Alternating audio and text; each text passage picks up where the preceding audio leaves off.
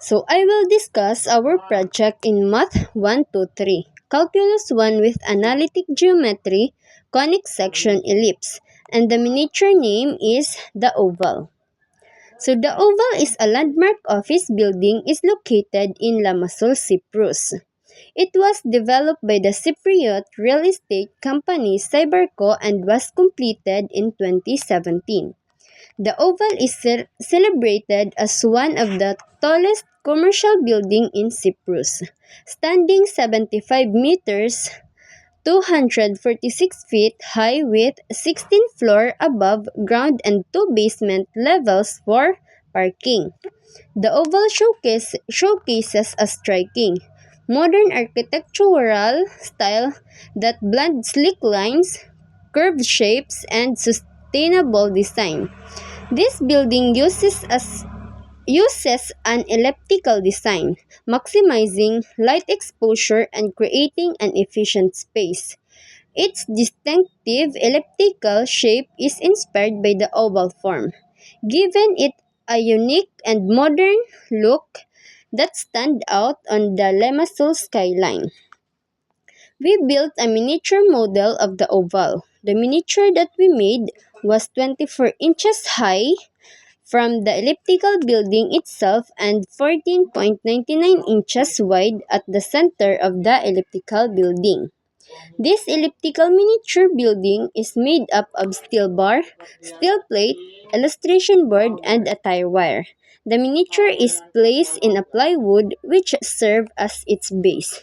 So this is the actual photo of our miniature. So this is our miniature that made of steel bar, cardboard, steel plate. So this is the materials that we use. So our sketch handmade, as you can see, this is the height which is 24 inches and 14.99 inches. So we use here as a sketch is computer generated. So our center is 0, 0. And our F1 is 0 to 9.37. Later, I will discuss on kung kay ano nga naging sugad iton amon kuanan amon computer generated graph. So, let's proceed to the equation. The oval miniature is a vertical ellipse. Our center is at the origin. That's why our center is 0, 0. The measurement of the major axis is 24 inches from the elliptical building itself, and the measurement of the minor axis is 14.99 inches. By that, we can identify the value of the center to vertex, which is 12 inches, and the value of B is center to co-vertex, which is 7.495 inches. Since we already have the value of A and B, we can now solve the value of C. So, the given value of A is 12 inches, and the given value of B is 7.495 inches. So, since it's a vertical, we can use the formula of C is equal to square root of A squared minus B squared. So, the solution is C is equal to, since the value of A is 12 inches, minus the value of B, which is 7.495 inches. So, 12 squared is equal to 144. Then 7.495 squared is equal to 56.175025. So 144 minus 56.175025 is equal to 87.824975 square root. So square root of 87.824975 is 9.37149813. Since we can only get 2 digits from the point, which is That's why 9.37. Therefore, the value of C is 9.37 inches. Since we already get the value of C, we can now have a given. The given value of A is 12 inches, B is 7.495 inches. Since we already get the value of C, which is 9.37. So our center, it is at the origin. That's why it is 0, 0. So the orientation is vertical. The center is 0, 0. And our foci is from center to C, which is from 0 to 9.37. And our foci 2 or F2 is from center to negative C, which is from 0 to negative 9.37. So next, our vertex 1 is from the center to A, which is from 0 to 12. And our vertex 2 is from center to negative A, which is from 0 to negative 12. And our covertex is from B to the center, which is the value of B is 7.495 to 0.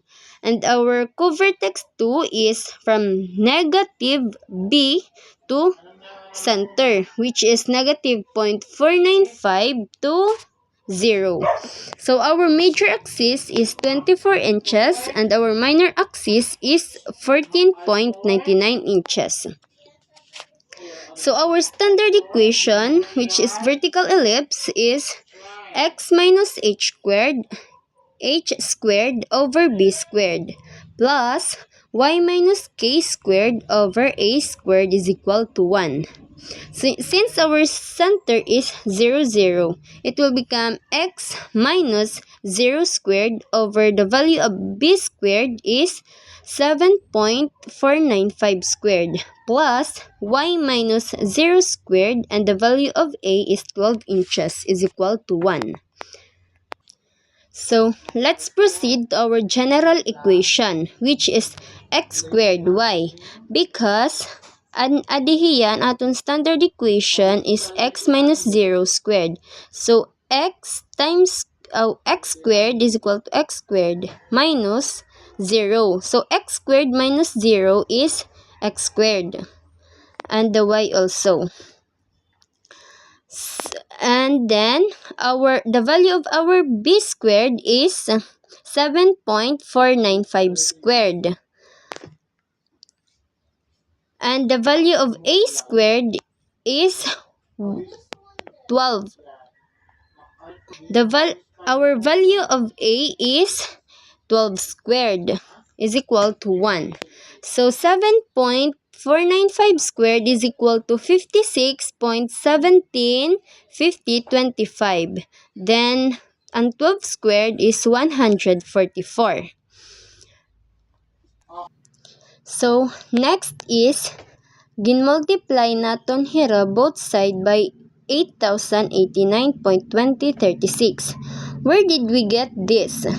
Ginmultiply tala on both denominator, which is 56.175025 times 144 is equal to 8,089.2036. So next is we will multiply both sides by 8,089.2036. So next is this one, we can multiply this, cross multiply x squared times 144 is equals to 144x squared, and y squared times 56.175025 is equal to 56.175025 y squared. Then transpose 8,089.2036 here. and then 144x squared plus 56.175025y squared, then adihiya ginbal inta nga di asya naging minus 8,089.2036 is equals to 0. So next is the situation problem. Sean is staying at the apartment in the oval having 16th floor. The said building is an elliptical having a major axis of 24 inches along the north-south direction from the elliptical building itself, and a minor axis of 14.99 inches along the east-west direction. Her apartment is located at the first floor and also happened to be north focus of the elliptical building. She wants to go sightseeing on one edge of the floor where her apartment is located. Identify the distance of Sean's apartment and the one edge of the floor where her apartment is located. So the equation is x minus h squared over b squared plus y minus k squared over a squared is equals to 1. So the problem is to find the distance from Sean's apartment and the one edge of the floor where her apartment is located. To solve this problem, we need to relate the situation into a graph and use its equation. Since we don't have the value of y, we need to find the value of c. Center to focus. To solve for the value of x, we have the equation c is equals to a squared minus b squared, wherein the value of a squared is 12 squared minus the value of b squared is 7.495 squared. So, asya na yan kanina. An 12 squared is equals to 144. Then, and 7.495 squared is equal to 56.175025. Then 144 minus 56.175025 is equal to 87.824975 squared. So the square root of 87.824975 is 9.371498013. Since we just only get 2 digits from the point, which is 9.37. Therefore, the value of y is 9.37. So now, we are going to find the value of x using the equation, which is x minus h squared over b squared plus y minus k squared over a squared is equal to 1. Now, using the equation, find the value of x when y is equal to 1.37. So, the given is, our center is 0, 0, and the value of a is 12, and the value of b is 7.495. And our value of y is 9.37. So, now, we need to find the value of x. So, our equation is x minus h squared over b squared plus y minus k squared minus a squared. Y minus k squared over a squared is equal to 1. So, x is equals to 0 since our center is 0, 0. Over the value of b squared is 7.495 plus y, then ang value of k is 0. It is also 0 kaya natin center is 0 over 12 squared since the value of a is 12. So next, since an x minus 0 squared over 7.495 squared. So, x squared na lang masasalin kay 7 squared minus 0 is x squared. And y squared also. So, copy the denominator here on 7.495 squared and the 12 squared. So x squared and 7.495 squared is equal to 56.175025. And then since we already have the value of y, which is 9.37, that's a mistaken, squared ito. 9.37 squared over, and 12 squared is equal to 144 is equal to 1. So, since gin-squared naton ang valuehan y, which is 9.37 squared, and the result is 87.7969 is equal to 1. Since may nakita valuehan 9.37 squared, which is 87.7969, igtra-transpose taliwat hiya nga diha tuo. Asya naging, since positive man nga di, pag-abot nga di, pag-transpose natin is naging negative. So, magiging 1 minus 87.7969 over 144. Para makancel ini hiya nga denominator, gin-multiply tahira both side by 56.175025. Gin-cancel na hira, ang salinala is x squared. So, since gin-multiply tahira both side by 56.75025, the result is x squared. X squared is equal to 21.92507325. So, next is, ang valuehan x is 21.92507325. So, next is gin-square root lot natin ang result nga 29.92507325, which is the square root of 21. And since we already have the value of x, which is 21.92507325, gin-square root taluwat ang iya result. Gin-square root. So, square root of 21.92507325 is equal to 4.682421.729. So, since we just only need to get 2 digits from the decimal point, therefore, the value of x is 4.68 units. Therefore, the distance of Shan's apartment to the one edge of the floor of her apartment is 4.68 units, which is located at 4.68 to 9.37. So now, let's check. As defined in ellipse, D1 plus D2 is equal to 2 sub A. Solve for D1. The given is 4.68 and 9.37. And the focus is from 0 to 9.37. So, to solve the distance,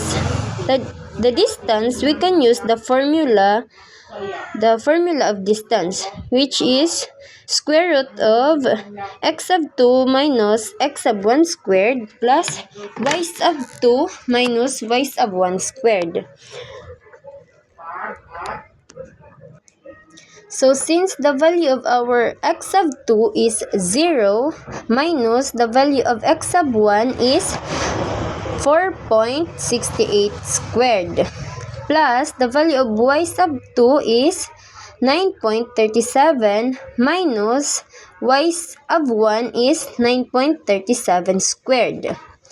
So, 0 minus 4.68 squared is 21.9024 plus 0 squared is 0. So, 21.9024 plus 0 is equals to square root of 21.9024.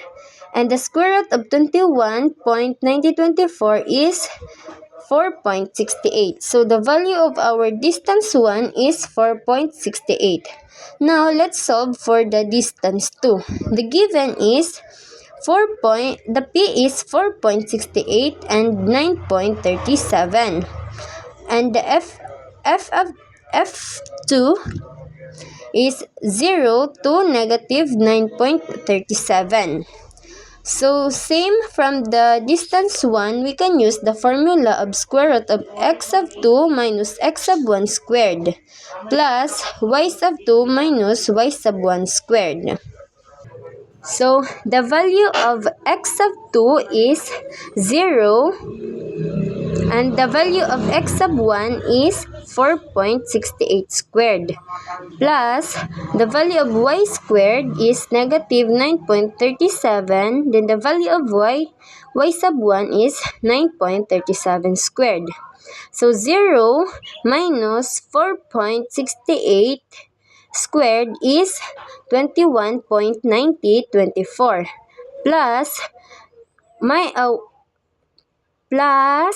plus negative 18.74 squared.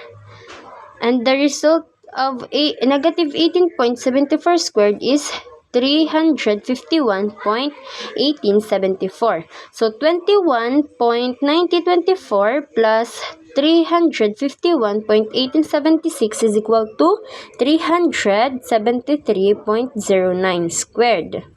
So the squared of 373.09 is equal to 19.31553779.